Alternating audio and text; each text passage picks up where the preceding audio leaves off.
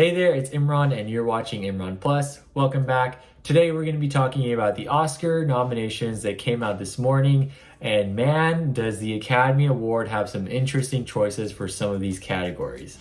Wow. I haven't seen all of the movies that are nominated, so I'm going to wait and make my official prediction video once I've seen those. Those should be in a couple weeks, but keep an eye out for that video. In this video, we're gonna talk about my initial reactions to the nominations, and some of these are no surprise snubs, but they still hurt, okay? They still hurt. First off, Viola Davis, completely snubbed from the acting category. Best Actress, not even nominated.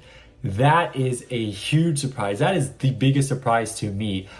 I can't believe they snubbed such a phenomenal performance. Anybody who's seen The Woman King can recognize, controversy or not, that Viola Davis killed it. She gave one of her career best performances in that film. And the fact that she has been getting nominated in other awards, but not at the Oscars, is just such a bad look. I'm so surprised that she did not even get nominated. I wasn't expecting a win for her, but not even a nomination, like, that is bad. That is bad. What are you thinking, Academy? And The Woman King overall, it did not get a lot of love from the Academy in terms of nominations. Like, Gina Prince Bythewood did not get nominated for Best Director for The Woman King, and it seems like neither did any of the female directors, because we have no women nominated in this category. Once again, Best Director is all male nominees, even though we had some really good films by female directors. Of course, we have Gina Prince Bythewood with The Woman King, but we also had Sarah Polley for Women Talking, which has gotten other nominations, and also Charlotte Wells for Aftersun, which did get a nomination for Paul Mescal for Best Actor. So it's surprising that after last year, we seem to have taken a step back. And it's not like there weren't any films directed by women that were worthy of being nominated. Like, these are all strong films that have gotten awards elsewhere.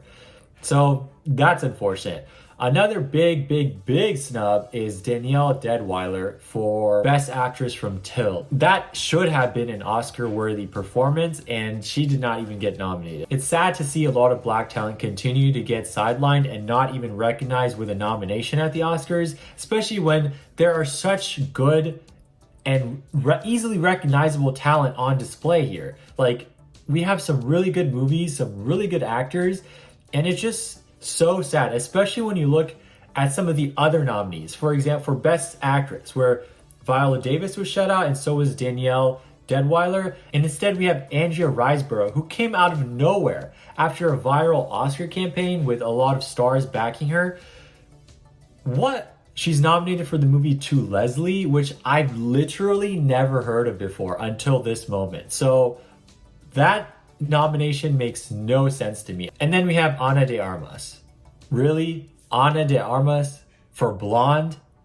Really? I don't even know what to say about that. With all due respect to Ana de Armas, this was the worst project for her to pick. I am a fan of her. I like some of her movies, and I think that she has a lot of talent, but I do not think Blonde deserves any sort of recognition at the Oscars. Regardless of what she did with the role, that movie is completely false.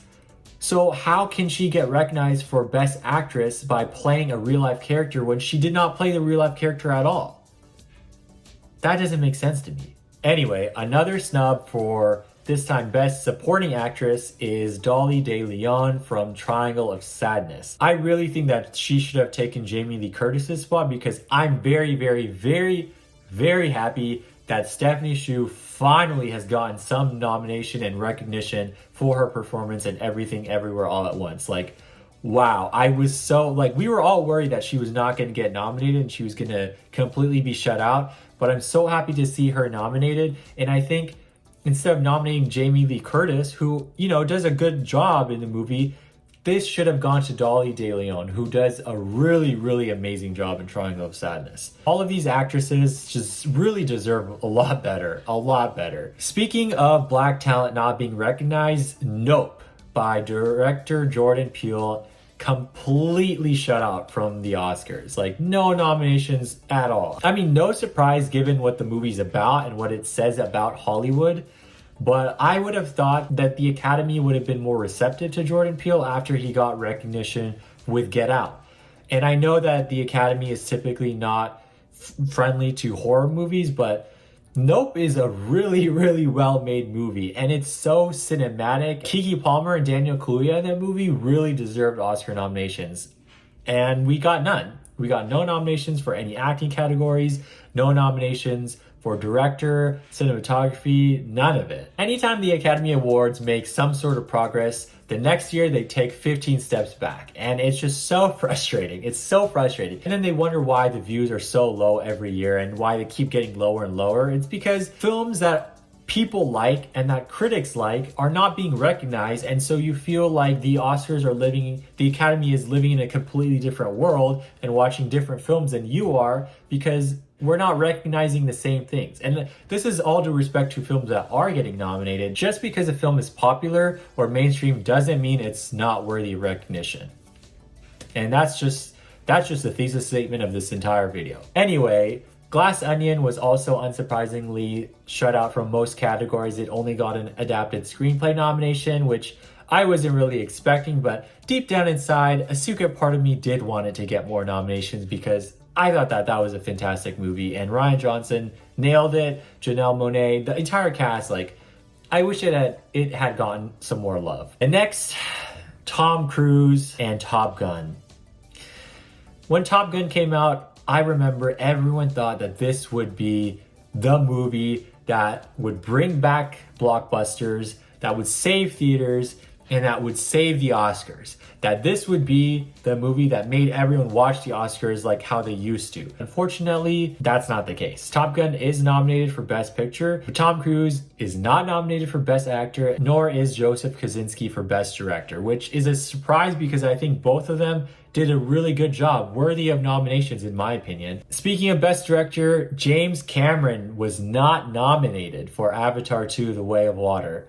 Wow, that's a surprise. That is a surprise, especially because I loved Avatar 2: The Way of Water. I thought it was really, really good. Similarly, Baz Luhrmann also is not nominated for Best Director. He continues to completely get ignored in that category after producing so many films that should have gotten him nominated. Another film that got snubbed is RRR, which is a huge surprise because I thought that this film was getting a lot of momentum and was building a lot of buzz for itself. I thought surely it was going to get some sort of either directing, picture, maybe some acting, something.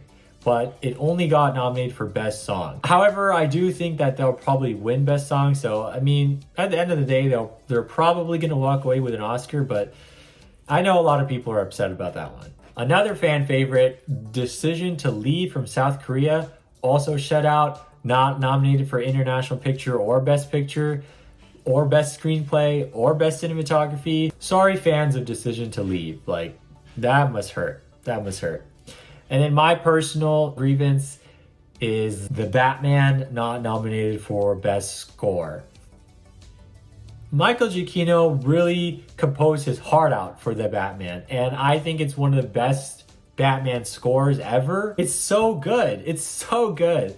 And it really fits the film and complements the film and elevates the film. And I know it would never even made it to the finalist round. It was eliminated pretty early on, but it still hurts, okay? I still feel bad that it didn't get nominated for Best Score. I think it should have, and I think it should have also been nominated for Best Cinematography. This film is a perfect example of how to use the volume and how to make it look real and make it work with the film. I think The Batman visually was impeccable, and it didn't get nominated for Best Cinematography. Greg Fraser, hello? Hello, Academy, are you listening? I will say that some things were not surprising and some things were surprising. I think that we had some real missed opportunities to recognize some really amazing talent from last year. And that's a bummer. That's always a bummer with the Oscars. I will say I'm very, very happy for the love that Everything Everywhere All at Once is getting, and Angela Bassett getting nominated for Best Supporting Actress. Thank you. Wakanda Forever is in the ring, and I hope she wins Best Supporting Actress because she really deserves it. Angela Bassett really deserves an Oscar.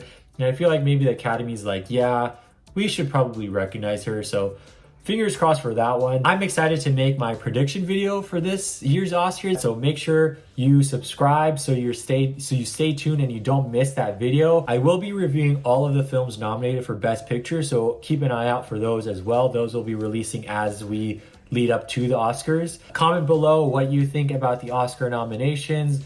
Who are your favorites? Who do you think got snubbed? What your overall thoughts are for the nominees and who's gonna win. But yeah, those are my thoughts on the Oscars. Thank you so much for watching. I hope you had a great time. Make sure, again, you like that video, subscribe, click that bell icon so you don't miss any upcoming videos. And don't forget to share this video with your friends and fellow movie enthusiasts. Prediction video coming soon, as well as a review of all of the nominated Best Picture films. I'll see you in the next one. Bye for now.